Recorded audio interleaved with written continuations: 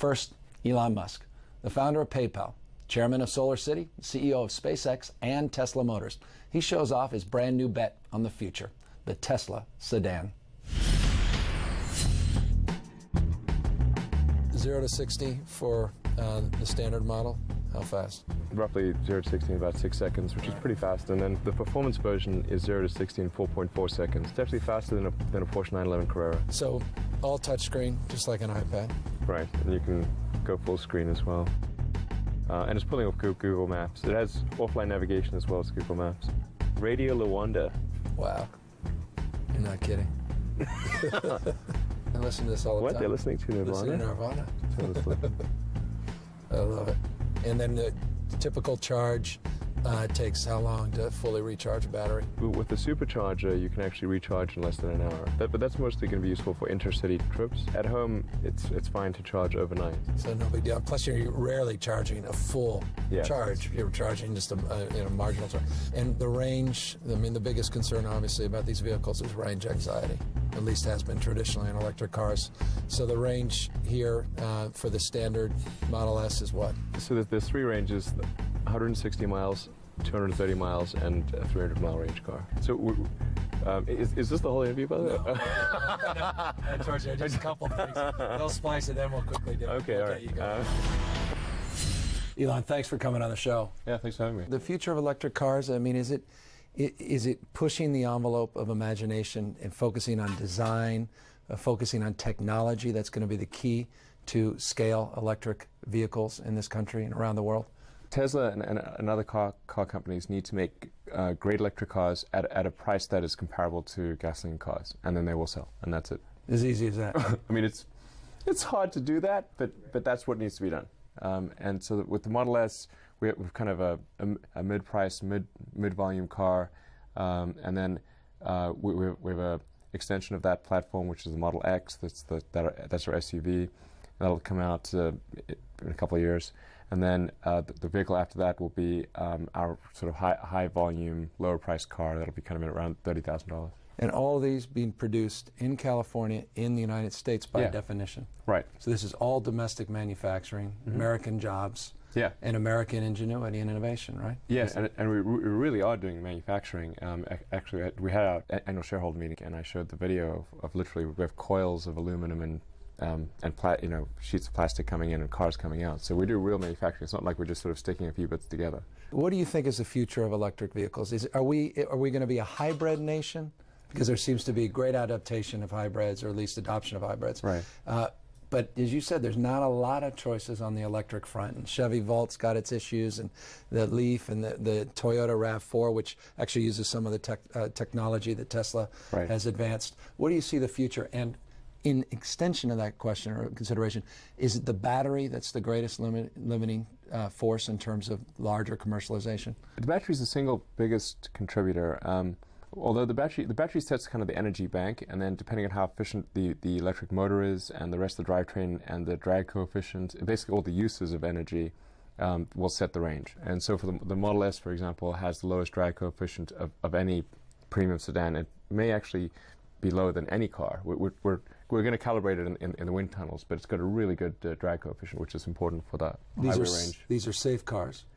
Yes, with the Model S, we're aiming to have the safest car of any vehicle. So the crumple zone in the front is like about 3 times longer than a normal crumple zone because there's no big engine block there, which is really good for if you have a high speed, like a head-on collision or something, and you need to absorb that impact over a long distance. And then we have the lowest side pole intrusion because we have to have this ultra strong extrusion that runs along the side. We have double the roof crush capability of any car, so the car can handle 4 times its own weight on its roof. And if you were advising GM, some of these big 3 auto manufacturers, Ford and others, you say stay the course on electric vehicles? Absolutely. If they don't, they are going to lose market share dramatically in the future. And hybrids are like amphibians; they're sort of half and half, not good enough, part of an evolution. I think like a mild hybrid where it's just sort of dealing with the stop-start, like the current version of the Prius is fine because that does have an efficiency improvement. But the plug-in hybrid, I think, is probably not the best way to go. That's sort of like the Volt. I mean, I applaud any effort in the direction of electric vehicles. It's just that I do think if you go purely electric or purely gasoline, then you're able to make the best gasoline car, the best electric car. And if you kind of split the baby, it does not end up being as good. And when we come back, why Elon Musk wants to go to Mars and how he plans to make it happen after the break. The spacecraft launch isn't from NASA. It's a new generation of space exploration and travel, private enterprise. And at the forefront of this new venture is SpaceX. It was founded by Elon Musk 12 years ago with his own $100 million personal investment. And just this spring, his first spacecraft, the Dragon, made it into orbit with a perfect recovery at the end of May. But SpaceX isn't competing with NASA. In fact, NASA has awarded several multi-million-dollar contracts to SpaceX so far. Perhaps an ideal example of public-private partnership. Here's Elon to explain. SpaceX is going gangbusters now. You've just had a successful launch on May 31st, which was the first commercial craft to go up to orbit and actually make its way down here in the Pacific Ocean. What's your sense of where you are? What's your concern as you grow this company? SpaceX is doing really well. We had a successful mission at the space station. We were able to go back there and back again. It really exceeded our great best expectations. And now we're going to go do a whole bunch more missions like that. We'll also be launching satellites, broadcast and communication satellites, weather mapping, that kind of thing. In probably 3 years or so, we'll be launching astronauts to the space station, and so we'll take over from the Russians, because in the meantime, the Russians are transporting American astronauts. So what happened? Last year, the space shuttle was shuttered last summer. So that ended, from America's perspective, our dominance. We don't even have the capacity, outside of your prospects and some others that are in your field, to even send folks to the space station. We actually have to use Russian technology. Yeah. So now NASA is looking to the private sector. This is the next era of space exploration and cargo and astronaut travel and the like. You have contracted with NASA for what, 12 cargo runs? We have 12 missions ahead, yeah. And they've invested a huge amount of time, energy, and money into your capacity privately to do what the government, federal government, American government, NASA, has been doing for a generation. That's really a huge precedent, because historically NASA has done the launch vehicle development and operation under kind of a government model, and they've outsourced it to private sector for the first time. And we're fortunate enough that NASA picked us. And I have to obviously give a lot of credit here to NASA, because I really wouldn't have been able to start SpaceX without the great work that NASA has done, nor would we have come as far without their help. So, and what were you thinking? I mean, this is a decade in the making, SpaceX, right? Yeah. But you didn't come out of a background and you didn't come out of NASA. You didn't come out of a background in space. Improbable outcome. Yeah. Well, how did and the reason I frame, from PayPal and the internet to changing the way we look at the consumption and production of energy and transportation, solar, and now space. What's the natural connection? What was the inspiration 10 years ago or so to start SpaceX? I guess I got a little disappointed that we'd been to the moon in 1969, and then we were only able to go to low Earth orbit, and then of course with the shuttle retiring, now we can't even do that. So that's not a good trajectory. Downward trend. It's a downward trend. Yeah, absolutely. And we're so used to technology just sort of naturally improving, but it doesn't naturally improve. It improves because people work really hard to make it improve. And you have new companies, and they compete, and they're trying to make things better. And so that's what I thought was perhaps missing in the space arena, because it's such a high capital endeavor. It's a very difficult technology problem. So there was a lack of new entrants into the space business, and so it was kind of dominated by monopoly, duopoly situations, and there was just not a forcing function for innovation. What made you think, and I mean this sincerely, what made you think you can make it work? What was the driving energy behind that? No, I thought I would fail. But you thought it would be a noble failure?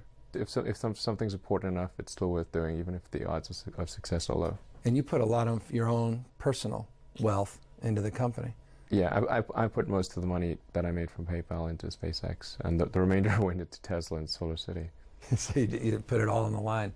Yeah, actually I had to borrow money from friends to pay the rent, literally. Literally. Yeah, it's kind of ridiculous.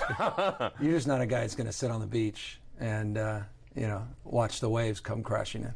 No, it was a narrow thing there in 2008. Almost all three companies almost died. Because they all were founded in decade of 2000, 2002, 3, 4 Tesla, and then and Solar City in 2006 roughly. Yeah, approximately. Yeah. SpaceX was 2002. Tesla is technically 2003, but really more like 2004, and then Solar City 2006. So like roughly a 2-year gap. Yeah. And then in 2008, we had the third launch of SpaceX fail. The Tesla financing round fell apart because the world economy went into a tailspin, and trying to find funding for a car company in late 2008 while GM and Chrysler are going bankrupt is not fun.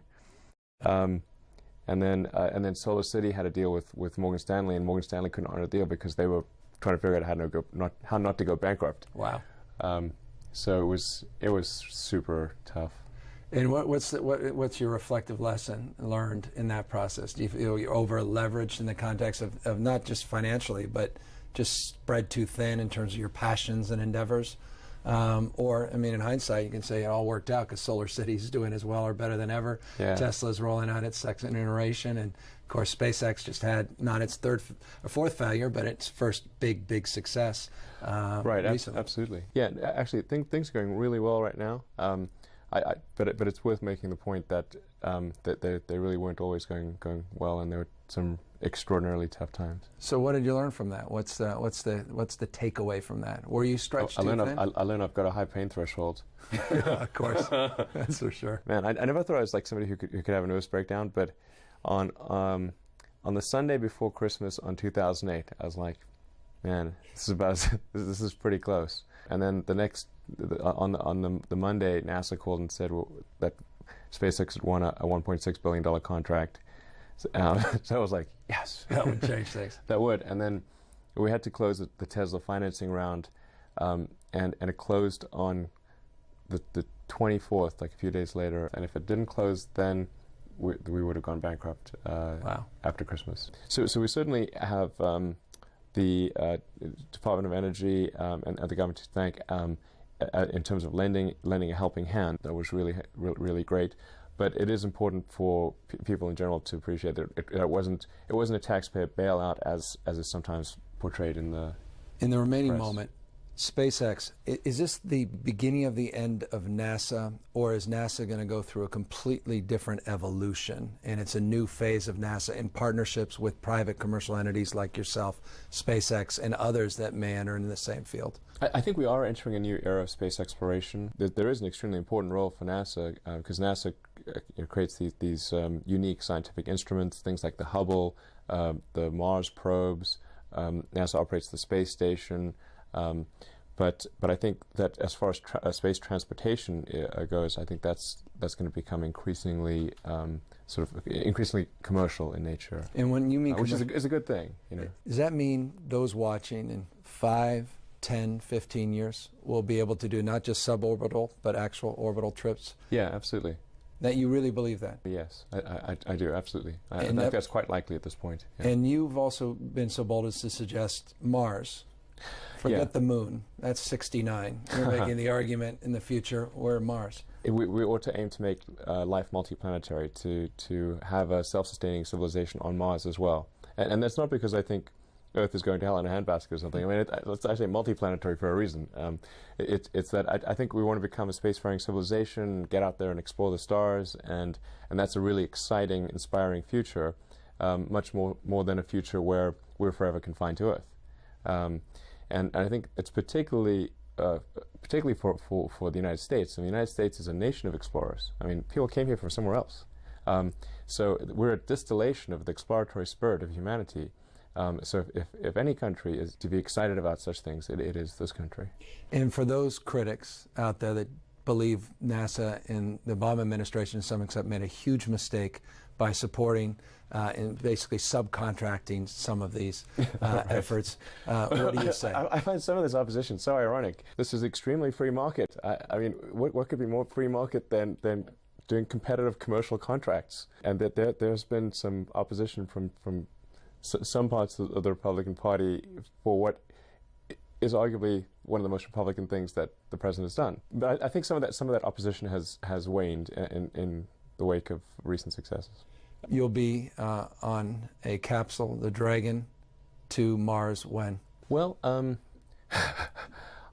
hopeful that Mars trips could occur sometime in the next 10 to 20 years. I'd say 10 is probably optimistic, but I would be surprised if it's 20. And you'll be leading by example, I imagine, first in line. I would like to go. I'd like to. I think it'd be great to be born on Earth and to die on Mars. Just not at the point of impact. For that, thanks, Elon, for being here.